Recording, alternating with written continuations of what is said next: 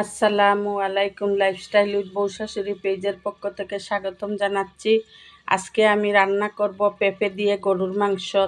Pressure cooker বসিয়ে নিয়েছি এবং তেলও দিয়ে দিয়েছি। আস্ত গরম মশলা দিয়ে দিলাম। আমার মাংসের মধ্যে মশলা দেয়া আছে, সেজন্য আমি অল্প পরিমাণ আদা রসুন বাটা এবং পেঁয়াজ বাটা দিয়ে দিলাম।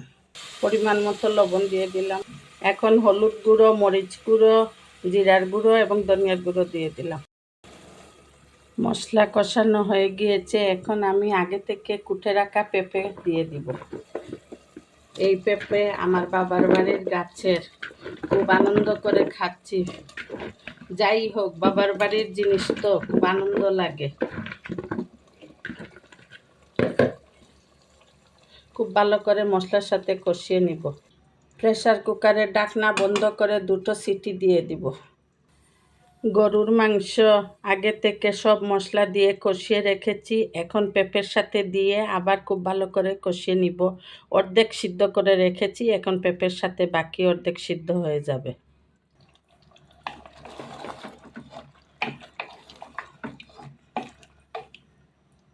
পেঁপের তরকারি আমার হয়ে গিয়েছে। গরম মশলার গুঁড়ো দিয়ে দিলাম আর একটু জিরার গুঁড়ো দিয়ে দিব। লাইফস্টাইল উইথ বউ শাশুড়ির পাশে থাকবেন, আমাদের জন্য দোয়া করবেন। আল্লাহ হাফেজ। আসসালামু আলাইকুম ওয়া রাহমাতুল্লাহি ওয়া বারাকাতুহু।